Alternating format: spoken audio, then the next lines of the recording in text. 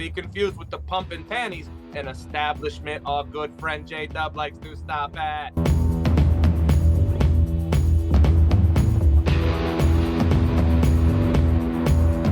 This isn't the first time this poor island has witnessed or issued deadly turtle meat, but in the words of the great Michelangelo, we're lean, we're green, and we're mean.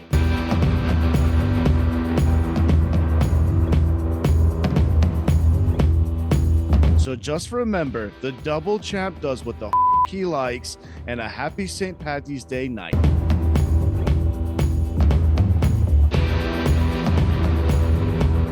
Let me tell you, that's what I call a stiff date.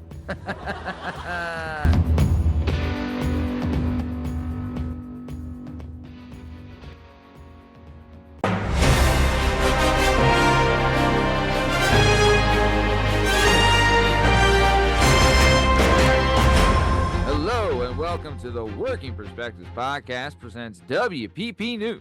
I'm Matt Lavelle, accompanied today by Liam Reese, Mikey Medigon, and Justin Richardson. On this show, we'll be bringing you the internet's juiciest news stories and reporting on everything from Nebraska women pulling petrol to the deadly sea turtle meat and how an entire city is rejoicing to have a Barkley again. We're going to head to Liam Reese, who's going to give us the latest on a man who took 1,000,000 to 1 shot. Liam, what's the scoop? In entertainment news, the guy that tried to off Reagan in '81 will be performing his latest hits in Naugatuck, Connecticut. John Hinckley became a household name when he opened fire towards Ronald Reagan, paralyzed a press secretary, and injured 2 other people, all so he could impress Jodie Foster. Hinckley was found not guilty by reason of insanity and went on to spend the next 40 years in a psychiatric hospital before being released in 2022. Hinckley is putting some of that notoriety to good use later this month at the Hotel Huxley. And don't miss this one, folks. It will be his first ever live performance if you don't count the assassination attempt. So come on over, folks. Advance tickets are only $15, $20 at the door on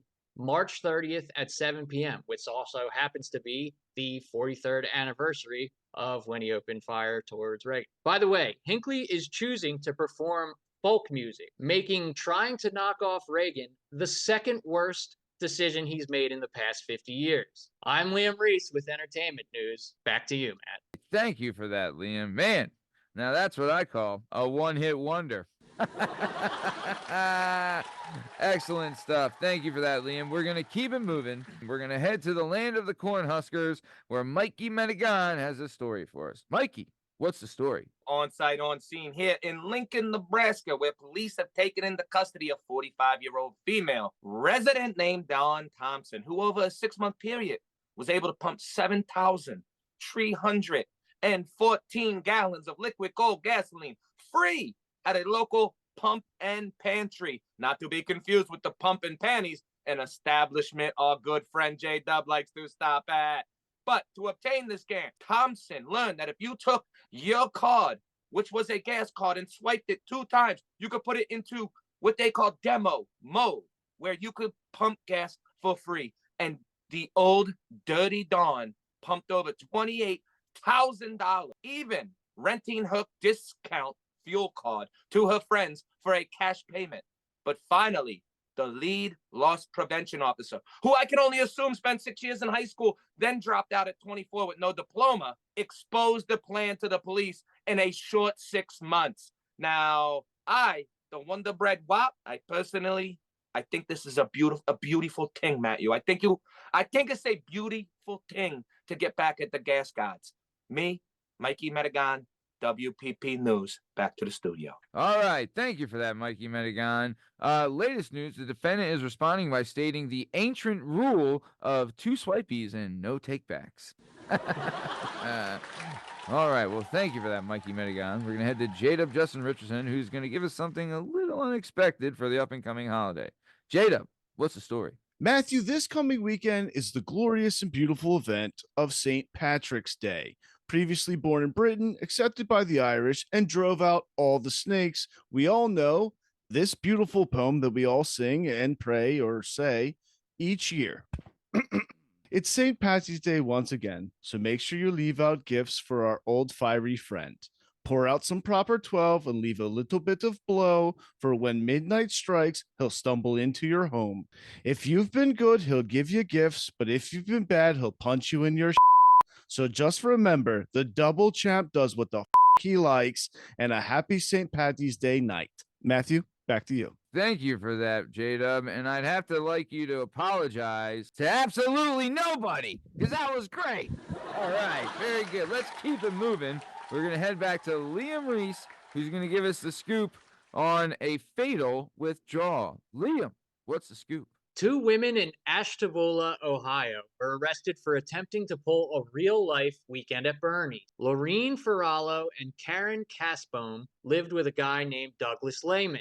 Well, when Doug tragically passed away, instead of mourning their roommate, these 2 animals only saw dollar signs. Before he died, Lehman's bank tellers would allow the 2 women to withdraw cash from his account as long as he was present. So, on March 4th, I imagine they threw on a denim jacket, a striped shirt, and some sunglasses on poor Doug. Next, they loaded him into the car and propped him up in the passenger seat. The teller, unaware that she was living in an 80s movie, withdrew the money like it was any other day. Here's where it gets dark, folks. Ferrello and Casbome just dropped Lehman's dead body off at the hospital without leaving any info or even alerting anybody, and they took off, completely forgetting that it was not actually 1989 and that there were cameras everywhere. Police quickly caught up with these 2 scumbags, and they are being charged with theft and gross abuse of a corpse.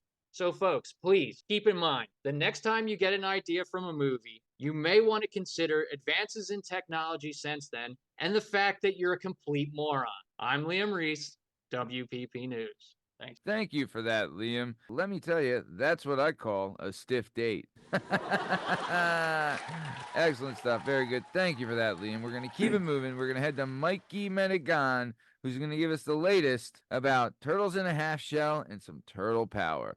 Mikey Medigon, what's the story? I'm here on site, on scene, on the island of Pemba, located off the eastern coast of Africa in the Indian Ocean, where it's currently being reported 9 people have died and another 78 have been hospitalized from jabroniism, toxism, or whatever the Asian lady said on the Google. A rare food poisoning, which came from dining down on Donatello. Now, not the Italian legend, but the turtle. Yep, a sea turtle, which I was told by locals is a delicacy here on the island. I'll be honest, I'm not sure what he meant because it seems like everybody here is pretty poor to me. I don't know. Maybe 3 or 4 guys got money. I don't know what the delicacy thing is. Either way, this isn't the first time this poor island has witnessed or issued deadly turtle meat. But in the words of the great Michelangelo, we're lean, we're green, and we're mean. Michael Medigon, WPP News. Back to you, Matthew. Thank you for that, Mikey Medigon. I'll tell you this, turtles haven't been in this much trouble since they messed with Hiroko Saki. And turtles say wise men say forgiveness is divine, but never pay full price for late pizza. Excellent stuff. On that note, we're going to head to J-Dub Justin Richardson, who's going to give us the rundown on some of the latest news. J-Dub, what do you got for me? I just have a few stories that came across my desk this week, and I just wanted to knock them out. In sad news, depressing, terrible, heartwarming, in a sense that the cartels have drawn a ceasefire in Mexico to celebrate, for lack of a better term, the loss of this great individual. He gave us Frieza, Super Saiyans, Trunks, Chi-Chi, Bulma. I just want to thank Akira Toriyama, 68 years old, the creator of Dragon Ball Z, 291 episodes of pure yelling, yellow hair, and abs like you've never seen before. Thank you. Thank you so much. First off, strongest character in the show, Chi-Chi. Take that pounding from Goku. Ooh. Anyway, the royal family doesn't know where Kate Middleton is. People think she's dead. Philadelphia has a Barkley back, and honestly, I am very happy about it. We got a Barkley back in the backfield. Let's go, baby. Thank you very much, Matthew. Back to you. Thank you for that, J-Dub. I would just like to say, Kameha, Meha. All right. Well, speaking of the New York Football Giants being a garbage team and a garbage organization, this has been another episode of the Working Perspectives Podcast presents WPP News. I'm Matt Lavelle, accompanied as always by Liam Reese, Mikey Medigon, and J-Dub Justin Richardson. In case you are wondering, you can find all our stuff and all our content on all podcast platforms and YouTube at Working Perspectives Podcast.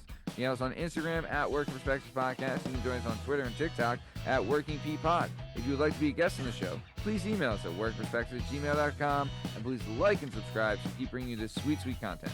Thanks for listening, and have a great weekend. Thanks. See ya.